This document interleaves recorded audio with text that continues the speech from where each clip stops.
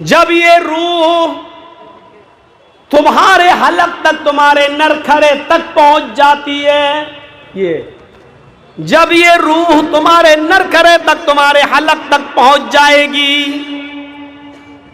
मौत के ऊपर बहुत सी आयतें सुनी होंगी, सुनिए ये आयत। जब मलकुल मौत रूह निकालता है, कब्ज करता है, तो ये रूह जब निकलती है तो जानते हो पहले कहां से निकलती है? यहां से। आप देखिएगा, कभी किसी मरने वाले के करीब बैठिएगा, जब उसकी सांसें चल रही हो तो आप देखेंगे पहले उसके नीचे का हिस्सा बेकार होता है। ये रूह यहां से निकलती है, पैर के तलवे से, और निकलते निकलते यहां आती है, यहां से यहां आती है, आते आते पिंडली में आती है। वल्तफ़तिस्साक़ु बिस्साक़, पिंडलियां पिंडलियों से टकराने लगती हैं। रूह और निकलते निकलते फिर घुटनों पे आती है। नौजवानों, बूढ़ों, बुजुर्गों, उलमा भी, जलसा कमेटी के मेंबरान भी, मदरसे की कमेटी के जिम्मेदारान भी, हम मौलवी भी, सब इसमें शामिल हैं। और एक दिन हमें और आपको सबको इस रास्ते से गुजरना पड़ेगा। कुछ गुजर चुके हैं, कुछ गुजर रहे हैं, कुछ गुजरने वाले हैं, लेकिन सब इस रास्ते से गुजरेंगे।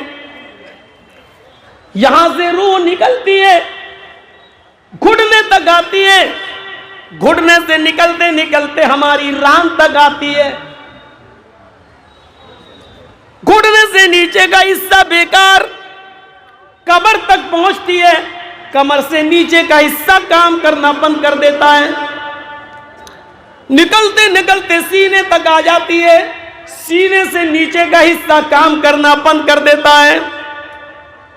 फिर ये रूह निकलते निकलते हलक तक आ जाती है। मलकुल मौत रूह खींच रहा है, हलक तक आ गई। जब हलक तक आती है तब आंखें फट जाती हैं, बड़ी बड़ी आंखें हो जाती हैं, आंखें मोटी मोटी। जैसे कुरान ने इन दोनों चीजों को एक साथ जिक्र कर दिया। फलौला इज़ा बलगतिल हुल्क़ूम, जब ये रूह निकलते निकलते तुम्हारे हलक तक पहुंच जाएगी, और फिर हलक से निकलते हुए आंख, नाक और कान, इन तीन रास्तों से रूह निकलती है। जब इन तीनों रास्तों से रूह निकलने लगती है तो इंसान मरने वाला अपनी आंखों से मलकुल मौत को रूह निकालते हुए देखता है, उसको ले जाते हुए देखता है कि रूह निकाल कर ले जाएगा, और उसके इर्द गिर्द बहुत से फरिश्ते बैठे हैं। कुरान ने उसी चीज का नक्शा यूं की जाए, व अंतुम हीनइज़िन तंज़ुरून, ऐ दुनिया वालों, उस वक्त तुम इस रूह को निकलते हुए अपनी आंखों से देखोगे। खरीदो लॉटरी, पियो शराब, खेलो जुआ, लेकिन इस रास्ते से गुजरोगे, गुजरोगे इस रास्ते से, हम भी और आप भी। कुरान एक तीसरी तरफ इशारा करता है, वनहनु अक़रबु इलैहि मिनकुम वलाकिन ला तुबसिरून, उस वक्त तुम्हारे सबसे ज्यादा करीब हम होते हैं। अल्लाह क्या कह रहा है? वनहनु अक़रबु इलैहि मिनकुम, उस वक्त तुम्हारे सबसे ज्यादा निकट, तुम्हारे सबसे ज्यादा करीब हम होते हैं। वलाकिन ला तुबसिरून, लेकिन तुम्हारी आंखें मुझे नहीं देख पाती हैं, तुम मुझे नहीं महसूस कर पाते हो, तुम मुझे वहां नहीं देख पाते हो, तुम मुझे नहीं देख रहे होते हो। तुम्हारे बाप बैठे हैं, माँ बैठी है, भाई बैठे हैं, बहन बैठी, सब, लेकिन वो तुम्हारे इतने करीब नहीं है जितने करीब हम हैं। उनसे भी ज्यादा करीब अल्लाह कह रहा हम होते हैं तुम्हारे, लेकिन तुम्हारी आंखों में इतनी ताकत नहीं है कि तुम हमें देख सको। फलौला इन कुंतुम गैरा मदीनीन तरजिऊनहा इन कुंतुम सादिकीन, अगर तुम किसी के ज़ेरे ममलिकत ना हो, अगर तुम किसी के ज़ेरे निगरां नहीं हो, अगर तुम्हारे ऊपर कोई सुपर पावर हुकूमत नहीं है, अगर तुम ही सबसे बुलंद हो, तुम ही सबसे ज्यादा ताकतवर हो, तुम ही सबसे ज्यादा मजबूत हो, और तुम्हारे ऊपर अगर किसी की हुकूमत नहीं चल रही है, किसी का कंट्रोल तुम्हारे ऊपर नहीं है, तरजीऊनहा, तो मलकुल मौत जो रूह निकाल रहा है उससे वो रूह वापस लेकर अपने अंदर वापस करके दिखाओ। अगर तुम्हारे ऊपर किसी की हुकूमत नहीं है और तुम पावरफुल हो तो अपने अंदर इस रूह को लेकर वापस दिखाओ ना। मलकुल मौत से वो रूह छीन लो ना, मारो मुक्का और ले लो अपने अंदर। लेकिन नहीं, सद्दाम हुसैन इस दुनिया से चला गया, तख्तेदार पे लटका दिया गया, हजारों लोगों को मौत के घाट उतारने वाला, लेकिन जब इसकी रूह निकलने लगी तो ये खुद सुपर पावर होकर भी अपनी रूह को अपने अंदर वापस नहीं कर सका।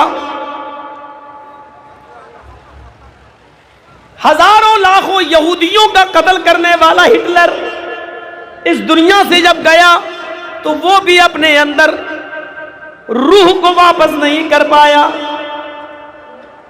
पूरी दुनिया पर हुकूमत करने वाला नमरूद इस दुनिया से जाता है, जो इब्राहिम अलैहिस्सलाम से कह रहा था।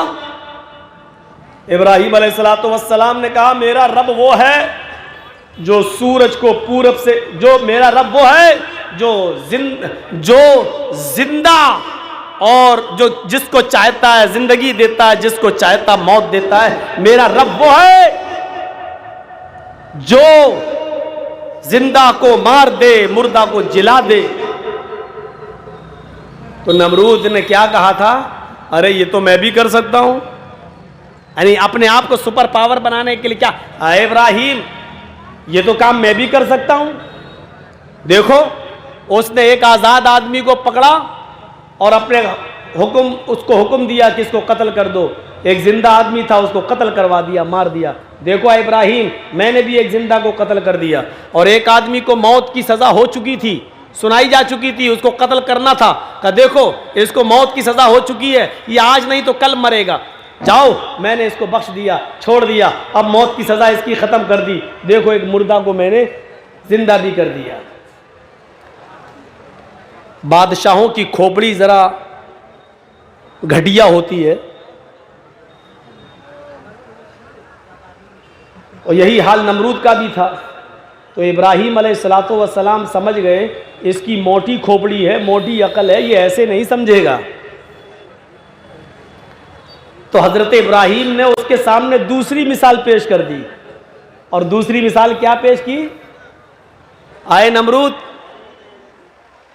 तूने कहा कि मैं मुर्दा को जला सकता हूं, जिंदे को मुर्दा कर सकता हूं, ठीक है, लेकिन मेरा रब तो वो है जो सूरज को पूरब से निकालता है और पश्चिम में डुबोता है। अगर तू रब है तो पश्चिम से निकाल के दिखा और पूरब में डुबो दे।